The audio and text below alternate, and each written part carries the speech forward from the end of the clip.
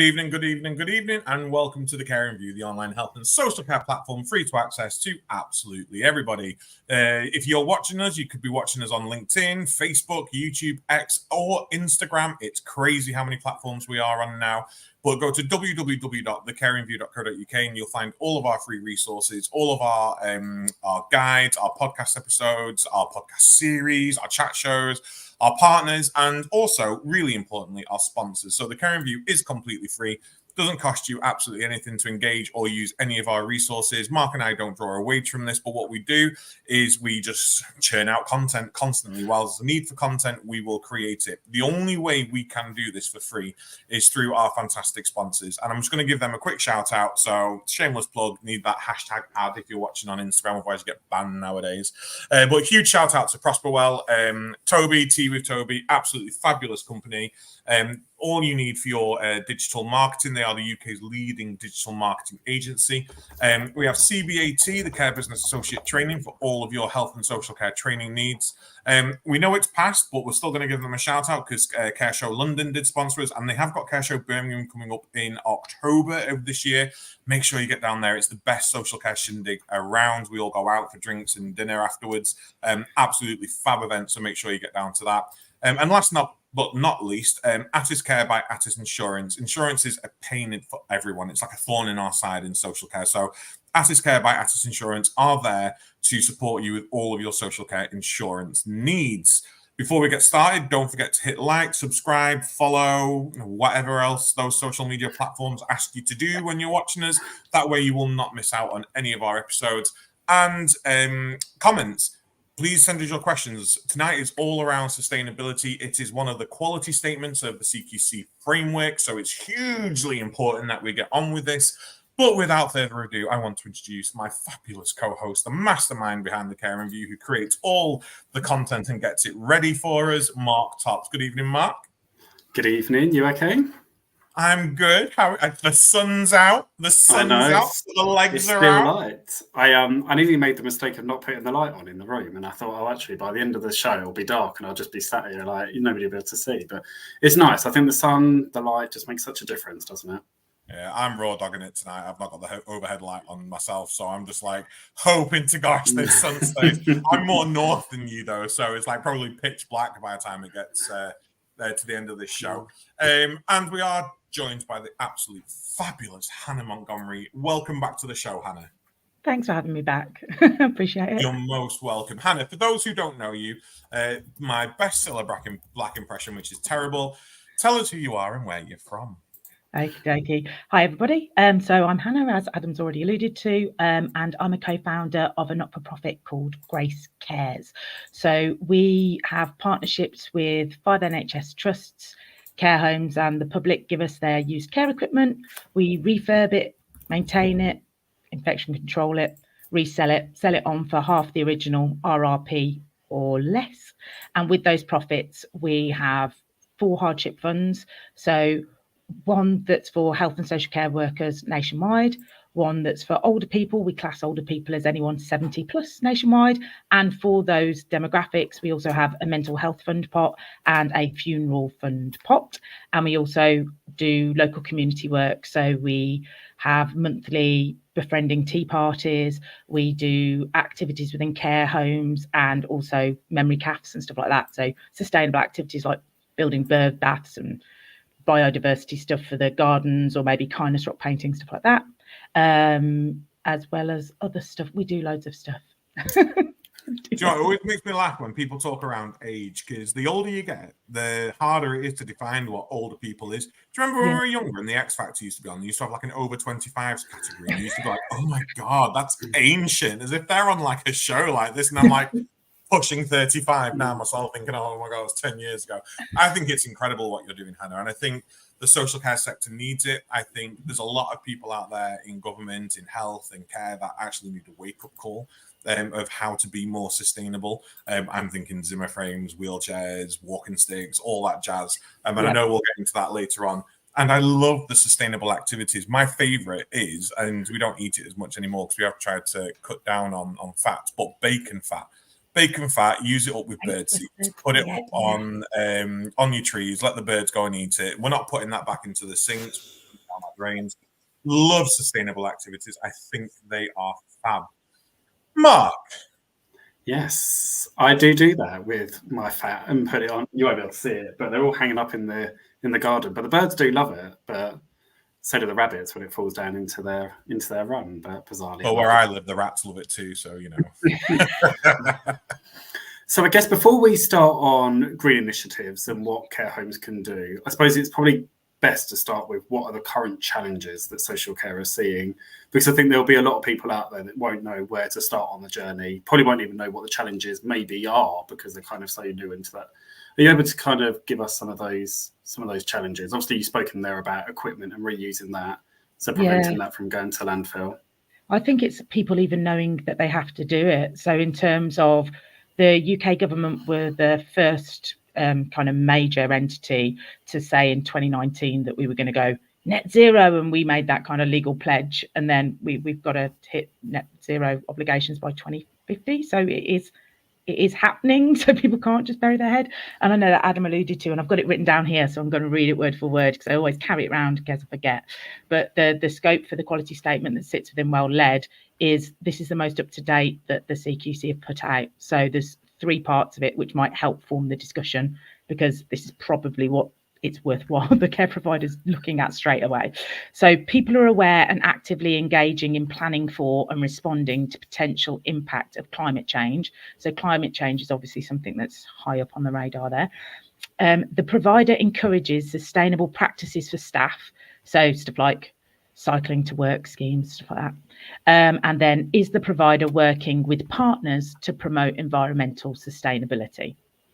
And then they put as kind of a footnote to focus on mitigation rather than adaptation.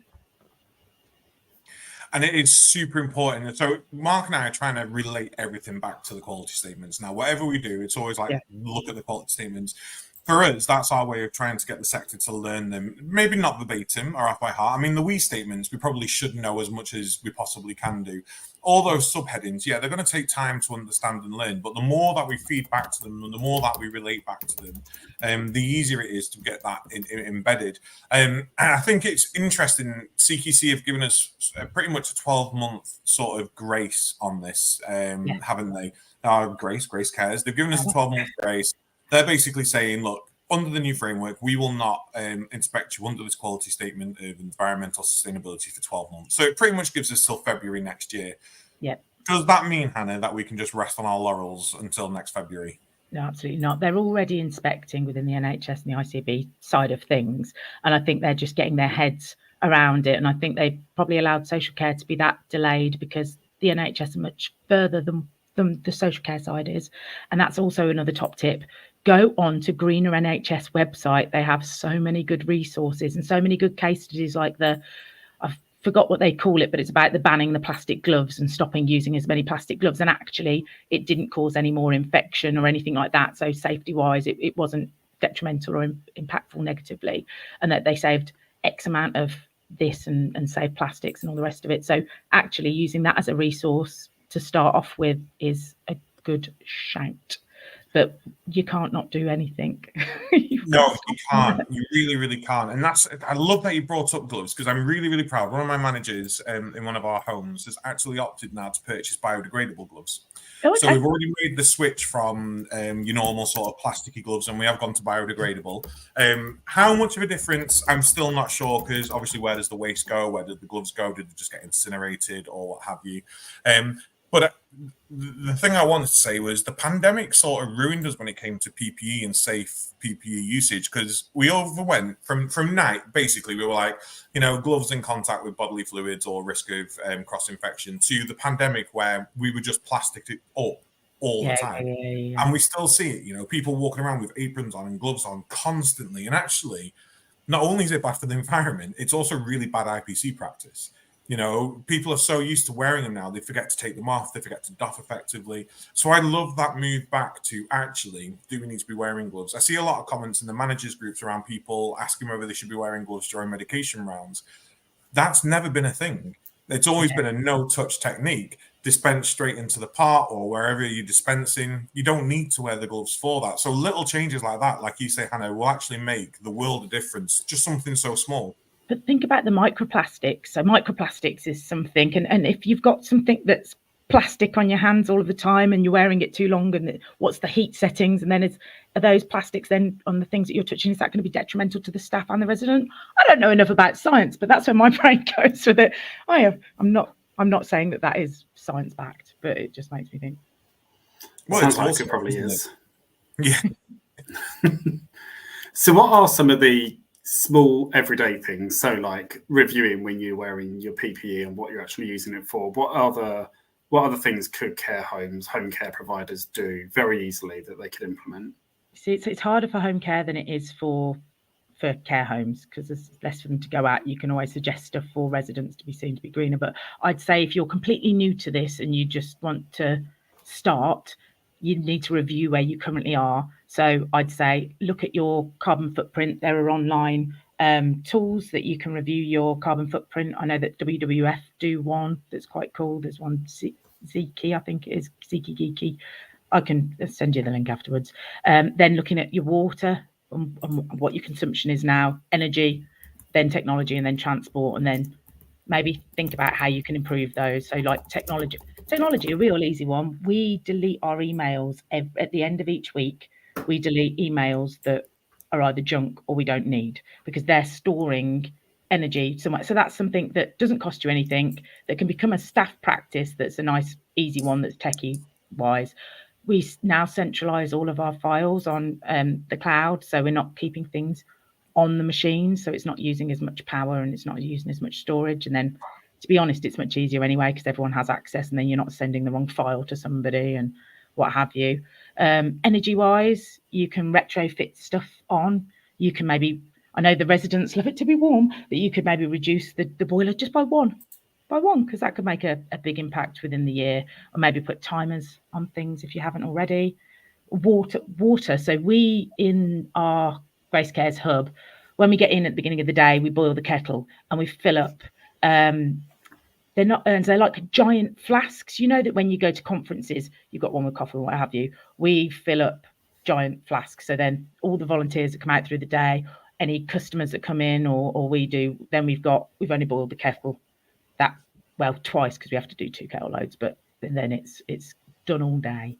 And we also give our staff water bottle flasks, so you can either keep it warm or cold while they're out and about as well. And that's a nice little staff incentive, just to go, we're giving you this because it is it will make more things more sustainable, and then it just kind of puts it in staff's RAS as well.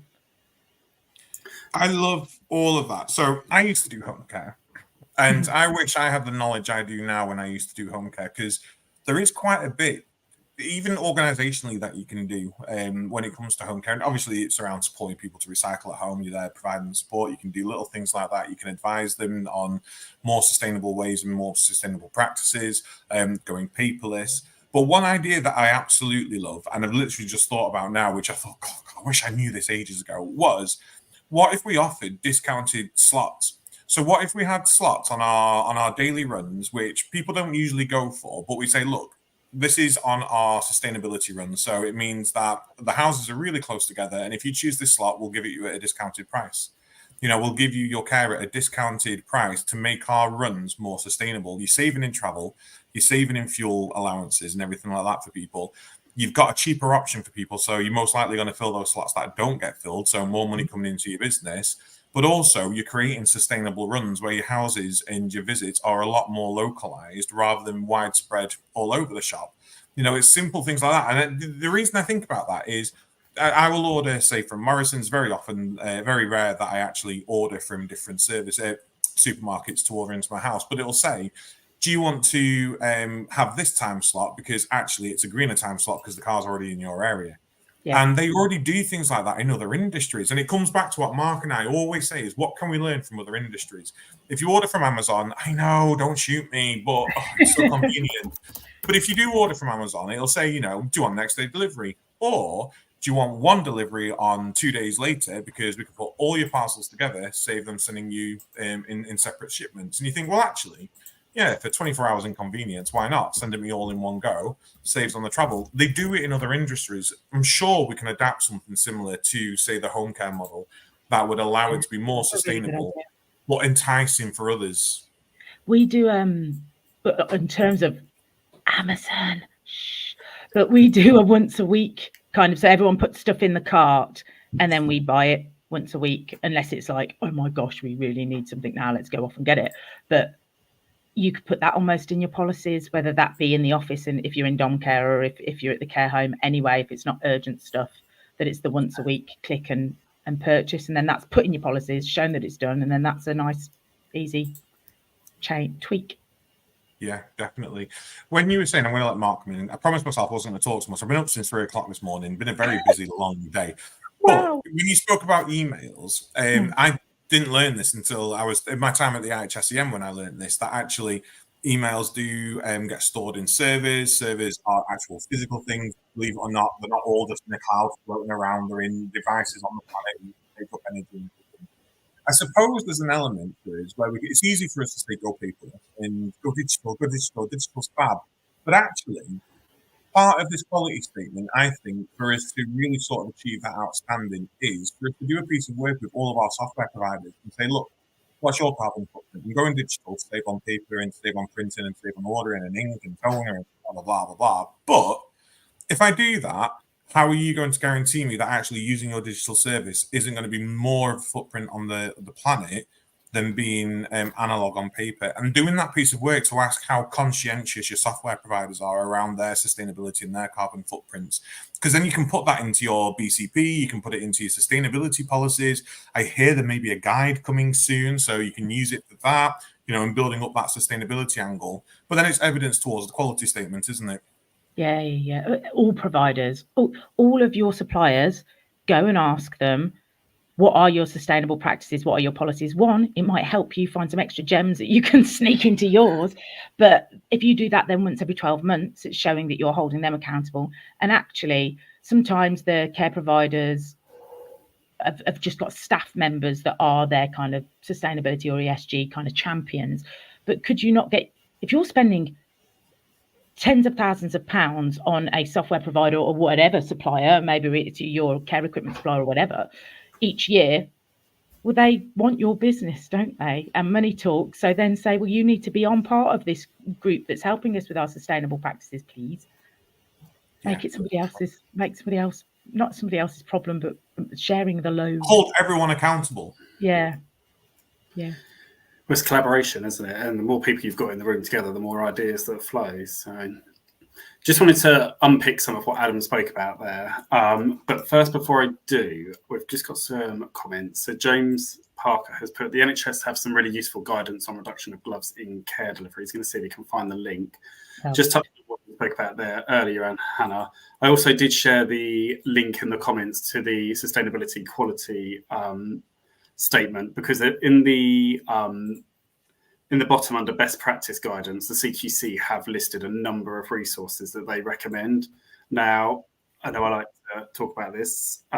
It's not just best practice anymore. So the CQC, and it does say on their website, that they expect providers to be aware and following the best practice guidance. So definitely go and check that out. Babs has said that Jess Strongman Chaos Radio to help with the green leads. So I did just Google who they are. So they're a B Corp certified organisation based in Mid Cornwall who helps specialise and deliver health and social care and a range of focused community services. So you can go check them out. Cool. She also loved the idea of sustainable runs, a great model,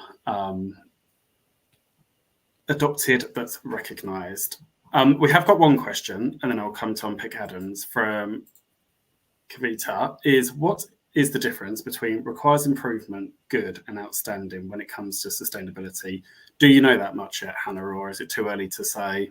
No, it's too early to say, because I haven't even gone and looked at the reviews in terms of the NHS. But we've got partnership with 5 NHS trusts. So it will be a case of working in collaboration and asking them the questions. I could go back and ask if they have been, if they've had any feedback in terms of the sustainability angle so far from the CQC. Yeah, we've got a Caring for Tomorrow webinar with the NHS Midlands partnership in June. I don't know the date off by heart, but I can make sure that that's put into theirs, because they're quite peer-to-peer-y, so they might have got feedback from other trust. Yeah, no, that'd be good. I guess from me, what I've started doing my own organisation, it kind of touches on what Adam was talking about. Do we sit back and wait? Is we're already 5-6 months into the new framework, so actually this time in another 6 months they're going to be inspecting on it. Is actually what can we do within our own teams and our own organisation to become more sustainable? And obviously, I work for a larger company, so we obviously have somebody that oversees it. But what can we do at a local level? Such as those recycling initiatives, such as making sure at the end of the day we switch off all those switches that we don't need, because I think we've just got into living in a world where we don't switch off switches anymore. And I remember my parents, Dad used to shout at me if you hadn't turned the light off upstairs and you were coming downstairs. But I think we all now just live in a world where all the lights are on, the heating's on, the windows are open, and actually trying to cut back on some of those simple things. I know Adam does it all the time. He's terrible for it. It's always got the heating. No, but that's a huge care home thing. Yeah, it is. Care home thing. Oh, we've got the heating set to 25 constantly. Great. Why are all your windows open? What on earth? Yeah. Or you've got the heating on and the aircon on, which so much money is it costing you? And then secondly, environment. You don't want to warm the outside up. It's already hot enough out there. That's why we're doing this. Trying to stop the planet getting any hotter. Don't give it the heating from your building. Yeah, but you're right. If you'll reduce waste, you'll reduce operational costs, and you'll actually generate higher profits if you properly embrace sustainability properly without greenwashing. Not just I plant a tree for everybody that joins and just cough, offsetting cough, it. Highways you can see cough. Yeah, quite. But actually making the changes. But it was interesting. I can't remember the lady that mentioned about Jess Strongman, Chaos Radio. I've made a note of that. Thank you. But she mentioned Babs. Hello, Babs. She mentioned about B Corp. It is worth going on their website and seeing. You can do a test to see where you are now in terms of where their statements are and how B Corp you are. So even just as a starting point of that, it could be interesting and see the frameworks that they follow. We have gone for carbon literate company status. So a lot of local authorities were funding training for staff members to become carbon literate citizens. So that's how we got to that level. So I think at least half of your kind of director levels have to be qualified carbon literate citizens before you can then put yourself forward for a carbon literate company. And then it goes from bronze to silver to gold and different stuff like that. And you've got to be, so it continues you on the journey. You're always having to complete different assessments to keep up there. So it's worth looking at all of the different providers out there to actually have, if you're scared and you don't know where you're going to start, maybe have a look at a framework if you've got the spare money to do so. And that's probably why. So Grace Cares are running Caring for Tomorrow collaborate sessions for people that haven't got the money. So we were, because of the work we were doing with the NHS, we were asked to be on this kind of advisory thing for DEFRA and RAP, which was really interesting and exciting. So I kind of took what we were doing with them and kind of made it relevant for social care, and now we're offering it 8 times a year. Care providers jump on for an hour in a month, and we go and we talk about what they're doing right now, what the problems are, what they could be doing, and everybody takes away one thing that they're going to do, and it's a live working document of sticky notes. It's called MISO, I think it is. But anyway, I use a certain thing, but it means that everyone that's been on has access to that. So if the CQC come and go, what have you been doing? Well, here you go. On this month, we did this. On this month, we did that. I was working collaboratively with XYZ providers. We were all doing this. So they've got a live working document to show. So it's not another thing care providers have got to do. Because, I mean, let's just become well-versed on sustainability while I'm trying to deliver outstanding care and I'm trying to do this and take your gloves off. I mean, I'd feel for care providers. I think that's why the CQC have said that they want you to mitigate it, not implement anything new. And I think as long as you've got an action plan of things that you're already discussing with your team that might not be happening right now, but are going to be happening in the next 3, 6, 9, 12 months, actually that will probably cover you. It covers you with most other things in terms of action planning. They want to just know that you're talking about it, your team are aware of it, and that you've got a plan to do something about it. So I definitely think if you haven't done anything yet, definitely engage with your team. Look at those ideas of what you can do. Kavita has put, would it be good practice on having a policy on this? And would you recommend adding this to a provider's governance framework? I mean, just before you come in, Hannah, I think we're a local authority owned where I work my 9 till 5. And in all of our procurement, we now ask around social values, around actually what are you doing? If we're going to procure you as a company, what are you doing around? So I definitely think it should be linked into what you're doing, because the last thing you want is the CQC to come in and inspect and then find out that actually you're using a company that is burning whatever through the roof and actually is having a detrimental impact on the environment. And also, I think regardless of whether it was a CQC standard or not, it's the right thing to do. I think there's so much awareness of it now that actually we should all be just having that at the forefront of what we could do more of and do better. You should already have an environmental policy anyway. There's an environmental law in place. So you know, legally you should have an environmental policy anyway. So, but it would be worth getting an ESG focused policy. So looking at environmental, social and governance. So that's what ESG stands for. First off, can I just say hi, Ralph? Or is it Maggie? It's one of the two. That's right. right. Mark's trying. It's Ralph. Hi, Ralph. Ralph, the Chihuahua. I just thought it was Mark. I'm getting very excited about sustainability. I agree. I think we should already have a policy in place for sustainability. I also think it should be a bit like our safeguarding. So we have a safeguarding policy, an overarching one that covers everything. There's Ralph. Yay. The hairless dog is elsewhere. Oh, the hairless dog's hilarious. But I think, so we have our safeguarding policy, but then we will have other policies where safeguarding is related to it. And you find safeguarding popping up in other policies. You know, you find the safeguarding roles popping up in job descriptions and everything like that. And actually, are we at that point now where we do need a sustainability policy, but for other policies that we've got, do we need to have a sustainability section on it? So we will make sure that we make this policy sustainable by, you know, the actions in this policy will be sustainable through these actions. So actually, we're showcasing that our sustainability is throughout all of our organization, rather than just being in one policy that never gets read. It's going to be in 50 policies that never get read, but it's there nonetheless. The only thing I would say about policies is if it's in your policy, you do it. Because if it's in your policy and you don't do it, you've set yourself a benchmark that you're not hitting. So if you're going to put it in your policies, you need to commit to that, and you need to commit to showing that you're going to get there. So if you're not there yet, your sustainability policy needs to reflect that. It needs to reflect the work you're going to do to get to that point, which is when that reviewing of the policy becomes important, because in 12 months' time, you will review it and go, right, have we achieved what we wanted to achieve in this 12 months? Yes, let's update our policy to reflect that. And I think that's really important, that policies shouldn't be, and I'm not saying, Kavita, that this was your intention whatsoever, but policies do tend to be a lot of the time a piece of paper to tick a box. Have you got this policy? Yes, tick. We've got it. Brilliant. And that's sometimes all external providers want. But if we're going to have policies, let's do something with them and let's make them reflective of our services. But yeah, definitely add it to your policies. I'm also going to steal that around our own providers governance framework. So for those of you who know, I've been in a new job since September last year, and I've built up a whole brand new governance system for the organization that I work for. And we are moving towards making sure that it's compliant with the whole quality statements and reflective and links to them all and everything like that.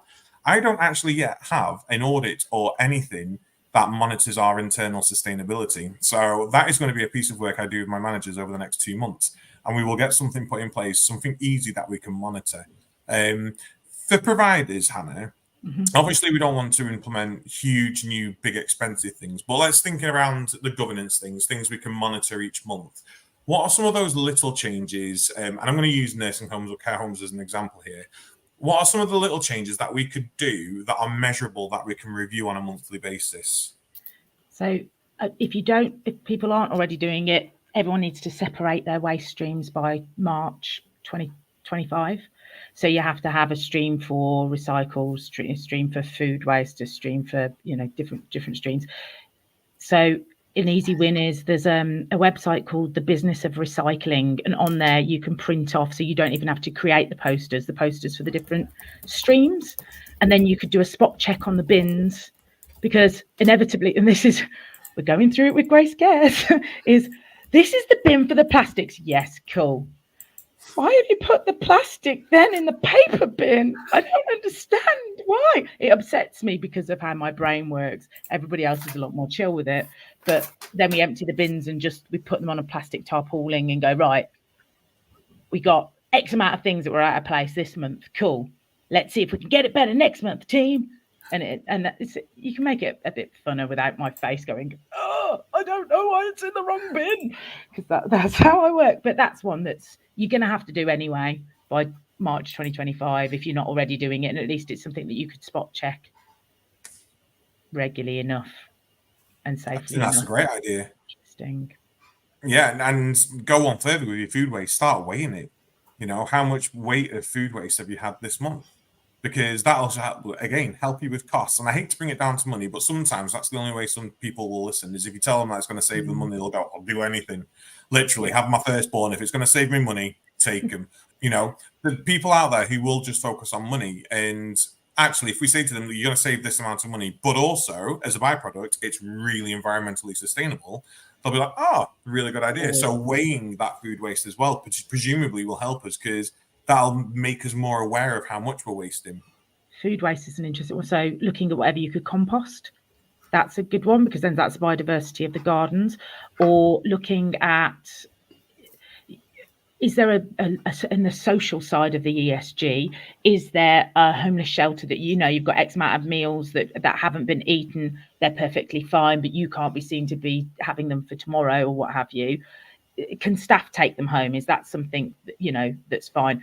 Can they be given to a homeless a use, or anyone that would find them useful, and would benefit from them? And then that's socially helping others, which is kind of social care anyway. And that's why I'm surprised why I think people are just scared. And I think actually when social care gets the ESG in their teeth, sustainability, they're going to love it, because actually people that work in social care and want to make things better and want to make people's lives better and want to make a difference. Well, sustainability is making a difference to the planet, and actually better planet is better health for everybody, and then it's making everyone's lives better. So they're so similar, really. Yeah. Quality, communities and partnerships, it's another quality statement. So if you can show that you're working with local communities and partners to support them, to provide them the foods, to make sure that their services are sustainable, you're ticking off 2 quality statements at once. Yeah.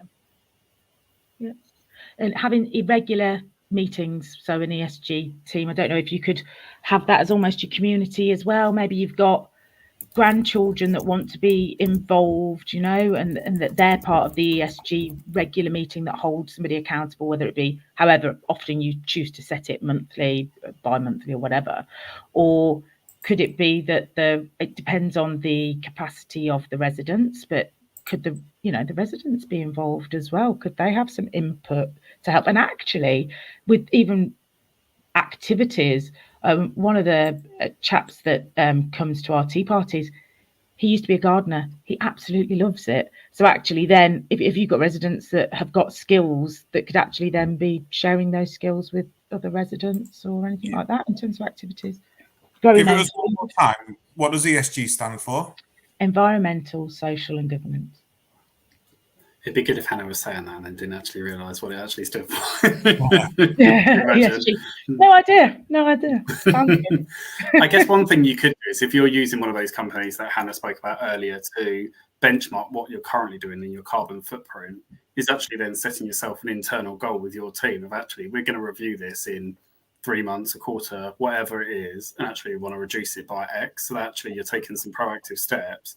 Comes back down to what Hannah was saying earlier around getting your team involved, because then everybody's taken, it could be that you say to everybody, actually, if we get it down by X%, we'll all get pizza on that or whatever, or we'll take you to the pub and get a round of drinks or whatever it is that's going to motivate your team to deliver on that. But I definitely think you need the buy-in, don't you, from the staff? And I think that goes back to what we were saying earlier with the policy. Your staff probably need to be involved in that process, because otherwise if they're not green-minded and they don't want to, and there will be people out there that just aren't interested in it, then actually you need to bring them on that journey with you. Yeah, that's why the visualness of the bins, it's like a subliminal shame, not a shame, but like a, come on, why would you do this? Is that bin or that bin? putting it in a bin? I don't understand why. But there's no reason, even if they don't recycle at home, you could have a competition of who could collect the most milk bottle or something silly, yeah. and then they just bring them all into work, but put them in your recycling, because then actually they're using a recycling facility, but you've made it competitive within your staff team of who can do the most. Some care homes have done. You know how you can not always recycle batteries, but sometimes you go to supermarkets and they have the drop box. Some care homes have had like the boxes installed within their home for people to be able to come and drop off their batteries. So there's a reason for why they would then be near the home and see what the home was about. But then also that sustainable edge element as well, because they've got the process in place where they can get rid of those batteries safely. It's like I've been preparing for this all day. So I've spent all day on governance today with one of my managers, a really sort of positive day. And we got to a question on one of the audits around batteries. So how are we assured that batteries are charged or have enough charge in our observation equipment? So things like oxymeters, blood pressure machines, commenters, all that sort of stuff. And then we went, how are we disposing of these batteries? Because you can't just shove them in normal waste. So we said, let's get a battery bin. Let's have a bin here where we can put all our batteries in, the team can bring them in, and then we can ship them off. And then we went one further and said, what about a vape bin? Because we have a load of people here that vape, and we're not assured that these are going to get recycled, effectively. They have batteries in to start. Why don't we also get a vape bin delivered so that actually everyone can drop the vapes off into that, and then we can get that recycled and sent off effectively and efficiently. I love that idea, Hannah, and that is honestly number one thing for me to do sustainability wise is get battery bins in all my homes, because it's a brilliant idea. Battery bins. And another thing, when you were talking about the kind of baseline levels of what you're doing and recording, some of the apps, so like if you use Trainline, that says how much carbon you've saved from doing that journey. So you could kind of use that as an add up. We didn't take the car here, we took this and we saved X amount of carbon. But if you're a big LLP, you have to do your own measuring. You can't just take verbatim what Trainline or whoever, I use Trainline, but whatever they're saying, you can't take as verbatim because they could be lies. So then you have to go and verify everything if you're a much bigger provider. But still, there are little wins.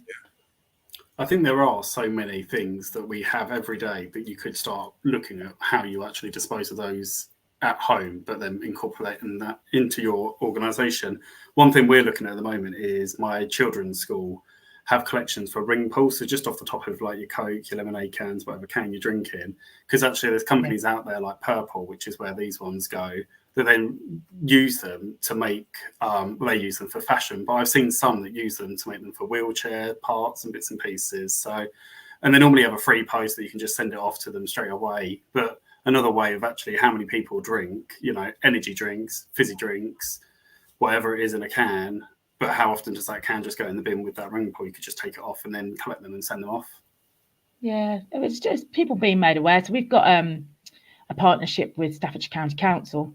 So they've got 14, they used to be called the TIPs, but they're now HWRC, so Household Waste Recycling Centres. And they've got storage units within each hub where people are able to leave their used care equipment for us to pick up. So my dad, bless him, in the van, goes out, little job for Johnny, and he'll go around and he'll pick up the equipment. But it's making people more aware that you can do that as well. It's not, you've not just got to put stuff in the bin, in the tip. There are other ways of doing things and repurposing it. So we've got a competition that we've been doing as an intergenerational competition. So we're trying to get the youth around our community to understand actually having a disability or being older isn't as scary, and we should be empathetic. So we did a kind of Pimp My Ride campaign. So it all comes to a head. We've got kind of a BIP launch happening on the 27th of June at St Mary's Hub, which is kind of like an exhibition space in Lichfield.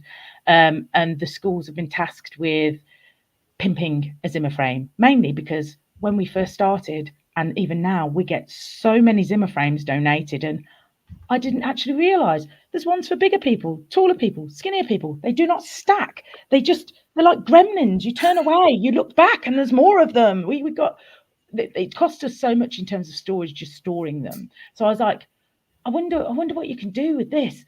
And I was like, I'm sure you could do. I was speaking to a lady called Maggie. I don't know where I was. And she was saying how her husband got so fed up that he cut one in half and made it into a disposable barbecue for outside in the care home. So it had like so it could wheel it all around. And I was like, oh, that's a good idea. So I don't know what's going to be produced and of what caliber, but the schools and the colleges have been tasked with pimping my ride. They can submit up to 3 per educational establishment. And then we've got students from Saxon Hill additional needs kind of a school, because they couldn't physically participate, but they're users of equipment, and so they wanted to come and be a judge. And then we've got Forward Carers, which is a hub of unpaid carers. They're going to come and be a judge because they help people use equipment. And then we've got all of the people that we support through Grace Cares and the care homes that are locally coming to have a vote, but with the children being there as well, proudly displaying, telling why have you done that to the Zimmer frame? What's one, when we had a conversation, went, could I shrink the Zimmer frame? And I just thought, I'm not going to crush your soul. If you've got a shrink, Ray, you crack on, man. I was like, yes, you can shrink it. So it'd be interesting to see what they do, but it's trying to then get the wider public, because the exhibition then is open for a week, where people have the final 40% of the vote to make the vote. So people are aware, one, of care equipment, one, of waste, and that it really isn't needed at all, and that we can repurpose things. How many times do you see Zimmer frames and the walking sticks that have all blinged up, and that they've got the rings on them, they've got sparkles bejazzled and all sorts? So I'm all for that. So repurposing stuff. Maybe there's some stuff that you could do within the home or the care setting to repurpose anything. I don't know. And that's an awesome idea. If there are any Harry Potter fans out there, it's like the Geminio charm has been placed on them. You know, in the Deathly Hallows, where there's that doubling charm, where every time you touch something, it doubles and then doubles and then doubles and then doubles and then doubles. That is Zimmer frames. You literally touch one and you've got 2, and you take your hand off it, you've got 4, and it's like, where are they all coming from? And no one takes them back.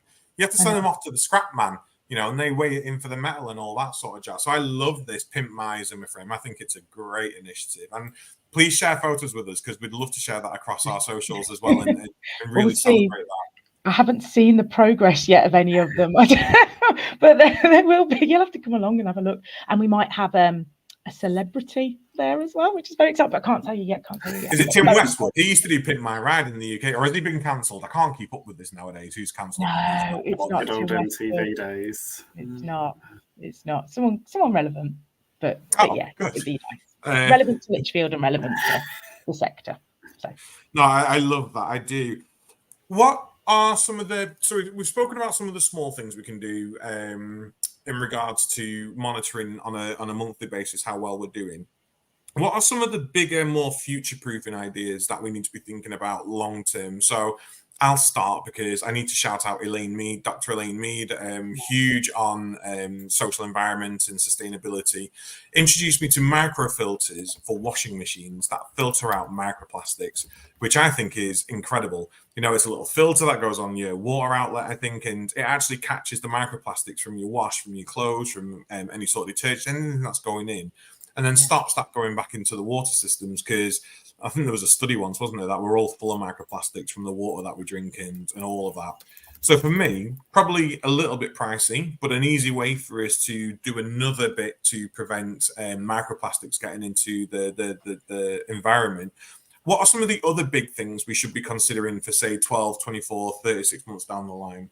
Yeah, it depends on the funding you can get as well, but the obvious ones of your solar panels and stuff like that. Even there's butts that you can put within the toilet system so that you're flushing with less water.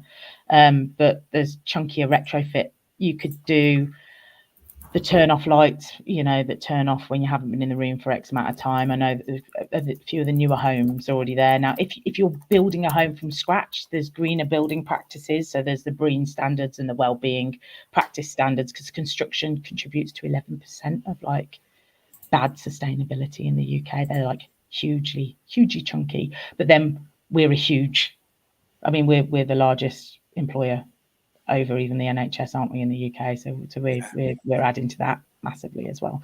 But yeah, a lot of it's the retrofit and the saving of energy through that. And you will save money. Like, there was a study, it's Jazz that always says it. I can't remember what the study is, but there's a study, and if it's within 3 to 5 years and you've actually implemented sustainability without greenwashing, you make you generate higher profits if you've properly committed to sustainability. It's on it. It will definitely be somewhere where Jasmeet has put something before. It's her quote. I think of her and I say it, but I don't know it exactly. I should know it better. But there is everyone. Yeah, that is your cue to go and stalk Jasmeet Wright on LinkedIn. Sorry, Jasmeet. Yeah, Jasmeet Wright. Go over to Jasmeet because Jasmeet is so passionate about the environment. I love those lights that turn on. Do you know, like when you walk under them? And we've got them in our homes, and I just feel like I'm in some sort of, I don't know, some sort of movie. Do you know, like when you're in a dream scenario and everything lights up for you as you go, you feel that important. And it's like, it's a really quirky, fun thing. I mean, I know everyone probably does or have them already, but even just LED lights, you know, making that simple switch to LED lights, they last longer, use less energy, put out less heat. You know, they are amazing, save you money. But simple things like that, I think, are really, really good. Mark, have you got any tips for us around longer term plans around sustainability, anything we can implement?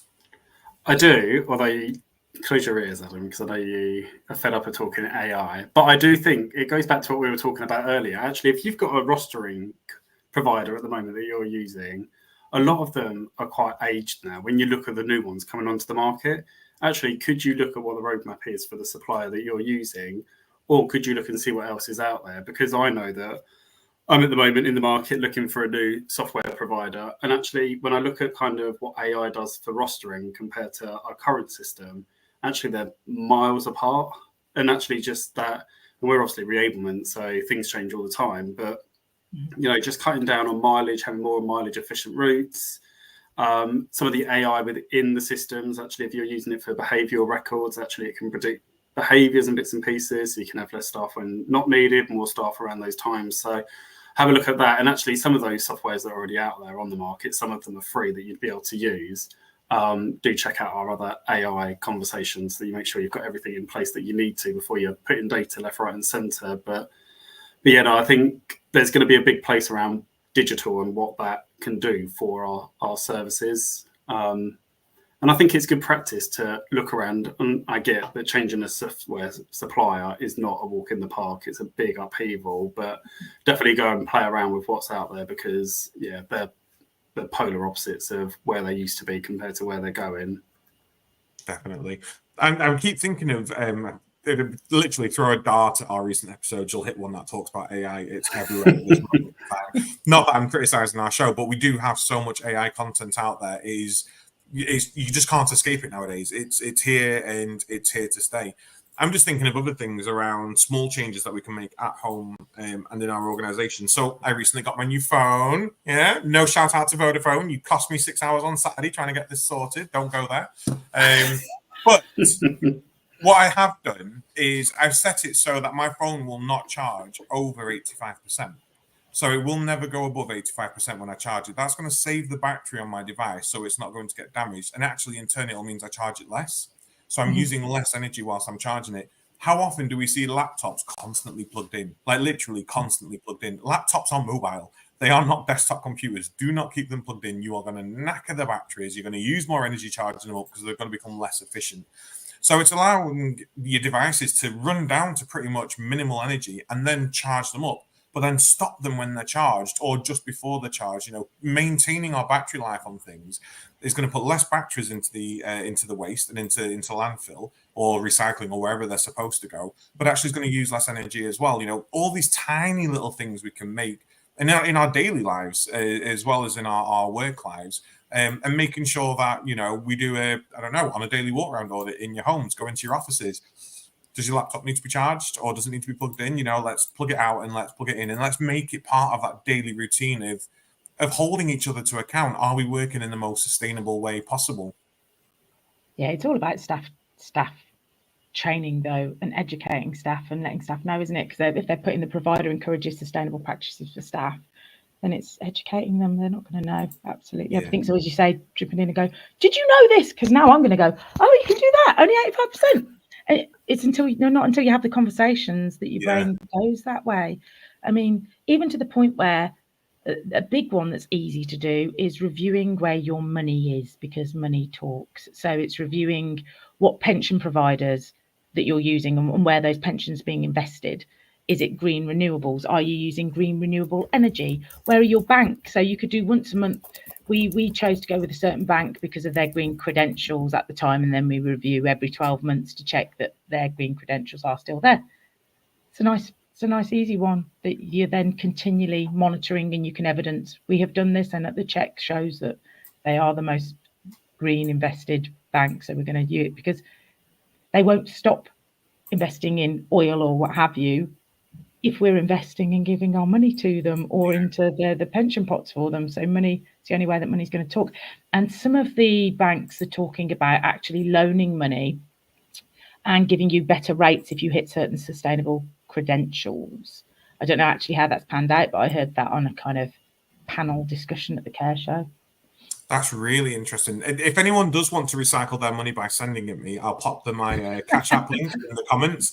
I'm all for recycling money. You can send it my way. That's absolutely such a green goddess. You know, you're just so committed to the cause. I am. I'm so committed. Give me your money. You mentioned at the beginning of the show, and I know we've touched on it a little bit, but sustainable activities. You know, it's so I'm a crafter and I love crafting, and every now and then I'll be crafting, and halfway through I'll go, is this sustainable? So I've got a drawer of glitter in my craft room, which I have not touched for 2 years. I have not touched this glitter for 2 years because I don't want to throw it out because it's so sparkly and shiny that I love it. But I also don't want to use it because I know it gets everywhere, and then it's in the environment and it's microplastics. And I try and craft more sustainably now. So I will buy cotton blends. I won't buy plastic materials if I'm sewing and what have you.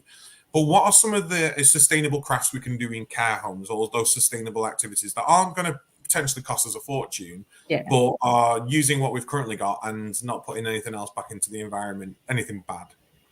The one that we love is the Kindness Rock. So you have to use the right paint pens, and you have to use the right varnishes. But you can do the Kindness Rock painting with the residents. It's really good for people if they've got dementia, because you go, oh, well, what did you used to do? Milkman. Oh, should we do a milk float? That'd be great. And then you can put on the back your care home and your kind of little Facebook sign. And then when you're going out doing some exercise, the residents can go and hide the rocks, and then there's that interaction between whoever finds it and then posting on your page that they found the rock. So that's something that's relatively sustainable and is a feel-good factor, and is getting your social element as well. Any repurposing, here's this, let's repurpose it into anything. Any gardening, because you're planting and you're making your own food, there you go. And any surplus that you've made, maybe you could then give back into the community. So that's nice. Meat activities, even like meat-free Mondays, stuff like that. So the residents can choose what their meal's going to be, but they're all meat-free options. So they've still got choice. But actually, when we did our carbon literacy training, actually meat and meat cattle farming, the gases that produces was astronomical. It really shocked me. So actually just having one meat-free Monday, the amount of carbon that would save. You could also have surveys for people that visit the home. How did they travel there? How far did they travel from? What did they use? Maybe then you could then say, oh, next time actually there's this bus route, or there's this, or is there car sharing for your staff? How did they get there? Maybe that's a survey, but trying to collect as much data as possible, because then you can evidence that you're changing and making shorter things towards it. That could be part of the activities. I don't know.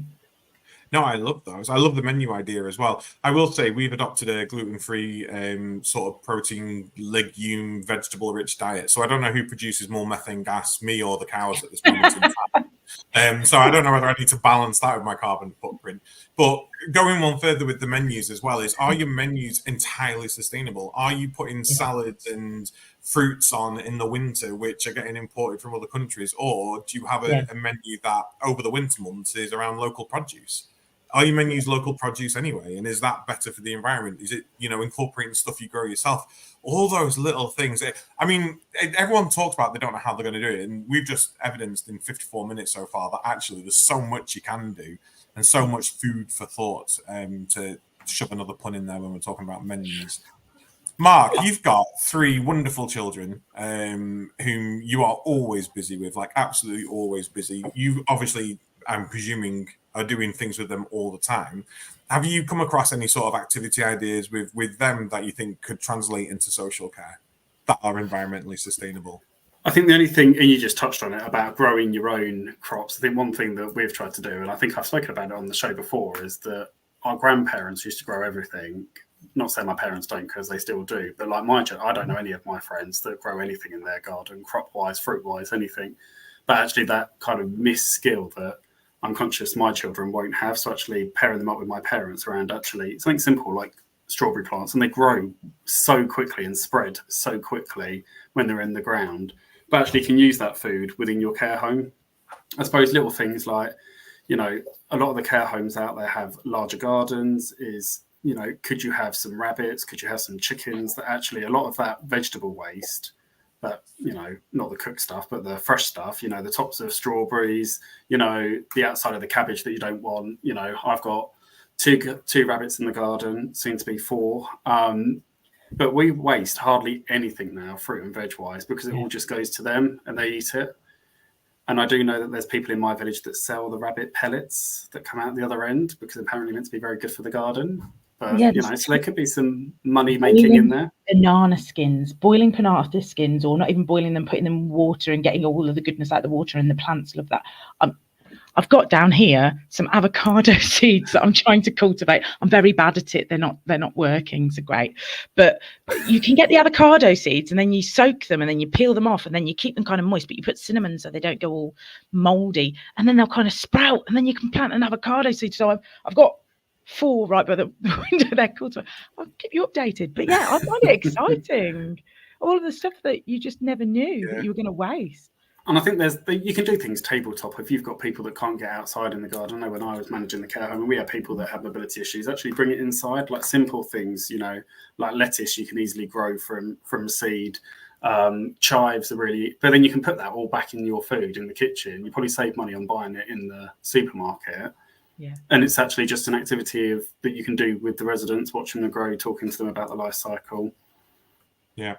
I mean, there is so much you can do. I mean, the 2 that I want to bring up. So, number 1, we talk about environmental sustainability, about the stuff that we put out into the environment and how we can make these changes. We wouldn't be able to survive or live without insects. And that's a huge thing when it comes to the environment. Bees, pollinators, anything like that are hugely important for biodiversity. They are the food source for many of our avian friends out there. And actually, is there areas in our care homes, because like Hannah says, we've got huge gardens that aren't getting utilised that actually could become wildflower meadows. And let's start sort of encouraging that insect life around our homes, bring that in. That's all fantastic stuff. It helps the wildlife in the area, but actually, hopefully, will help us cultivate more crops in the future as well. It's all beneficial to the environment. So that's one thing.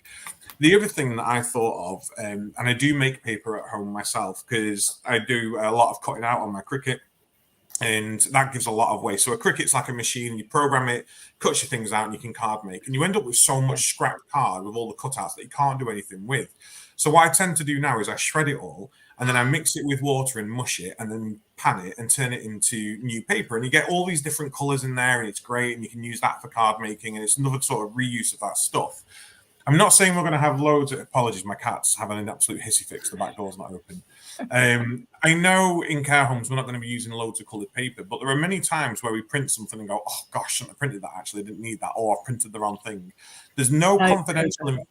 Yes, there's no confidential. Exactly, there's no confidential information on it. Shove it through a shredder, and then make paper making an activity. You've got all that shredded paper that isn't confidential, so there's no reason why you can't use it for paper making. Blitz it all up, mix it with water, start making paper, and then you've got extra craft materials. It saves you buying more, and you've not put more waste into the environment. It's a really fun activity to do with people. It may be more geared towards LD homes or younger adult homes, but it's definitely something that's out there. That's an idea to save on that waste we put out.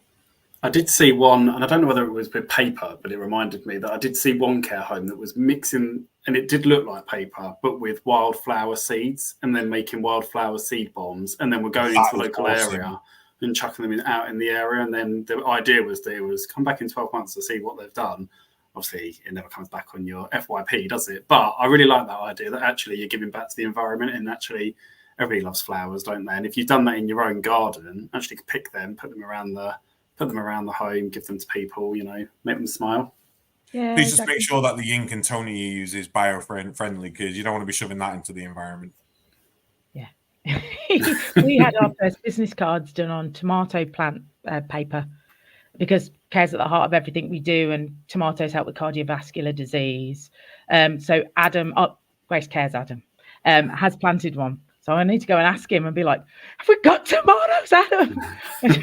His children have probably dug them up, or his dog. But again, tomatoes are so easy to grow, like super easy to grow, and they smell amazing when they're growing.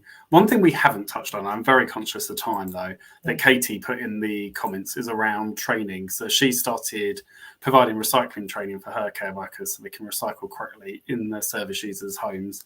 And I think there is that awareness that we do need to do, and that training, not saying that you need to go out and spend an absolute fortune on somebody coming in to deliver training or an e-learning platform. And actually, if you could drop into one of Hannah's events with all the other service providers, but there definitely is that awareness that's needed, I think, within our staff teams. Not so much, I don't think, probably for the younger generation. When I speak to the younger generation, they seem on it. It's the older, I think it's like my generation upwards that really don't bother with I'll be dead. It won't affect me.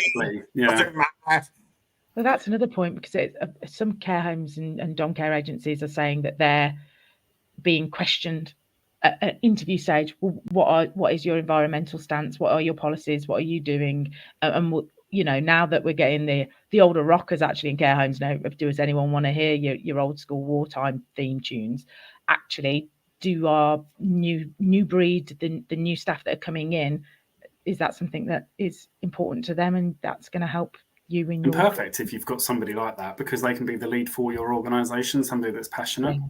James also asked about the Cycle to Work scheme. It's still very much a thing. Obviously slightly harder in home care, depending on the geographic location, but definitely doable in care homes if you've got staff in the local area. But yeah, still a thing, and something you could easily implement into your service. Adam, I can imagine you on your 4-hour commute to Leicester on a cycle down the M6. Always get your Green Cross code and all the rest of it, whatever it is. Yeah. Cycling proficiency, helmet. I remember cycling proficiency in the hedgehog adverts, and you used to have to wear airbands. It was King of the Road or something, wasn't it? Yeah, King of the Road. Oh, before we... Oh, go on, Adam, go on. Oh, sorry. I was just going to go back to training quickly. Quick shameless plug for last week's episode around supervisions and appraisals. We talked about new ways in which we can do supervisions, and actually what is a supervision. And I know we've mentioned then about training around sustainability. One of the things we spoke about last week around supervisions and appraisals was gamification. So turning your supervisions and appraisals into a bit of a game. So your group supervisions, having a bit of a game whilst you're doing it. You could be in a team huddle, could be a clinical governance meeting. All of those are actually supervisions. We just call them meetings, but they're also forming supervisions at peer reviews. There's no stopping you creating your own games around sustainability, something very simple in your home with, these are the bins that we've got, here's a lot of printout of different waste, which bin does all this go into? In testing and working with people like that, it's a group session. You're doing a supervision around sustainability, link it back to your quality statement, tick off that box. You've got your evidence of how you're supporting your team. They're all working with each other and the peer support and the peer review, and you can do competencies at the same time. Instead of actually having to go and check the bins every single time someone puts something out, you can look at the competencies of how they've done in that session. Plus, you can bespoke it to your own organization. You're ticking off like 6 boxes all in one. Training, supervision, peer reviews, competencies, quality statements, evidence for your audits and your governance. So much stuff you can do in what might take you 40 minutes with the team. And you've got all of that evidence then to just go, great, I'm just going to pile that there and everyone can see how amazing we're doing. And I'm assured that my team know which bin to put things in. Really, really great. Really, really simple. Training, supervisions, all in one. Might be rubbish, but I'm going to steal that because it's my idea. Is that another pun? Oh, Adam. It's another pun. Honestly. You've been I'm going to recycle these puns every week. So before we let you go, Hannah, and let everybody that's watching go, just want to talk about the guide that Adam alluded to earlier that will be dropping hopefully towards the end of the year at the Care Show. Are you able to talk about that? Obviously, Adam and I know what it is, but shameless plug here. Yeah, cool. So actually, we've got a joint sponsor. So Attis Care, they're sponsoring this guide to be evolved further, because they actually really care, from what I've found. they genuinely care about sustainability and want to do the right thing. So we're working together, and with the Caring View, that at the Care Show Birmingham, we've got something else that is never happened at a trade show exhibition before, that Grace Cares will be kind of putting on. There'll be lots of elements to it, but part of that is that you'll be able to come and get this thorough sustainability guide. So there'll be case studies from what HC1 are doing, there'll be case studies from what the NHS are doing in there, and people that we're working with, and kind of giving you tick lists of what you could be doing. So I've started a course this month with Aston University. So I'm hopeful that a lot of the insight from that as well we'll be able to throw into there, and we'll give social care a bit of a top tips before next year it really fully having to be implemented, giving you a bit more of a thorough guide for free. And that's it, isn't it? Sharing's caring, and you know, we just love giving away stuff for free, and I think it's going to be so good. I can't wait to get my hands on the guide myself. Yes, I don't have the guide either, and I'm the Caring View, so I cannot wait to get this guide and send it out to all of our managers and all of our teams, and to anyone else that I can talk about. I mean, I don't usually promote stuff with my teams around the Caring View. I like to try and keep the two separate, but I did send tonight in my manager's WhatsApp group, just FYI, not promoting myself, but let's park this here because we can all have a conversation around sustainability quite soon. There's going to hopefully be loads of good tips in this episode. And I said that really confidently, like, oh, it's going to be a great show. And oh my God, has it been a great show? Like, there's so much stuff in here that I've written down on my new phone, which is only charged to 85% because I'm saving for the environment. And I've made loads of notes, not on paper, but on digital, saving for the environment, on what actually we can start implementing as an organisation ourselves. Yes, Care Show Birmingham, please do get registered. Please do make your way down there. It'll be great to see everybody. And from the sounds of it, it's going to be an incredible care show this year in October. Right, final thoughts. Because I've drunk an absolutely massive container of Vimto, and I have a bladder the size of a pea. And I know we all have our evenings to get back to. So, final thoughts, Hannah. Give us one last tip to go away with. Re-listen to this and take one thing from it and do it. Just start somewhere. Just take one thing and action it. Perfect. We love rewatches, so rewatch it twice. Rewatch, like it, share it, send it to your friends, your family. Definitely. Just take one thing away today and do something different tomorrow. I love that. Mark? I think for me is involve your team. Look at what you're doing well. What could you do better? What ideas do they have? What do they do already at home? What do their kids' school do? What do any of the activity groups that they go to do? Utilize the knowledge that's already out there and start together and work together to then put together an action plan of what you're going to do in your service. Don't try and do too much at once, but do it over a phased period of time so it's not overwhelming. Yeah, love that. Adam, yours? I'm going to be cheeky and put two in. So embed it. So don't make it one thing that you do, make it everything that you do. That's hugely important. Sustainability is everything that we do. So just shove it in all your policies, all your training, all your governance, all of that. Make sure you make it everything, but make it fun. I'm going to say make it fun, because actually being environmentally friendly, being sustainable, being planet conscious can be really, really fun. Think about going to the gym and spending an hour on a treadmill. Oh my God, so boring. Well, think about going for a nature walk with your family and running around and playing and laughing and joking, doing the same amount of steps and the same amount of incline, and probably lasting a lot longer. And you don't realize how much exercise you've actually done. You've made it fun, and it becomes less of a chore and a burden and actually something that you enjoy. So if we can make sustainability fun, then it becomes less of a concern for us to go, oh gosh, sustainability, and more like, oh, that was really fun. What else can we do? So I would say make it fun, embed it and make it fun. Wonderful.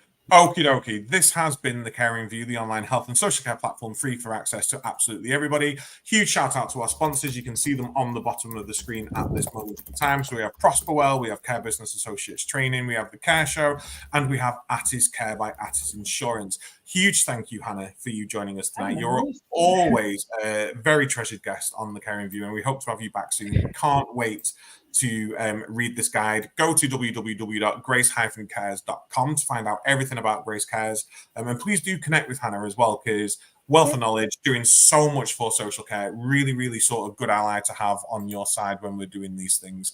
www.thecaringview.co.uk. All of our stuff is on there. I'm not going to list it. Make sure you follow us. Make sure you like us. Subscribe to the YouTube.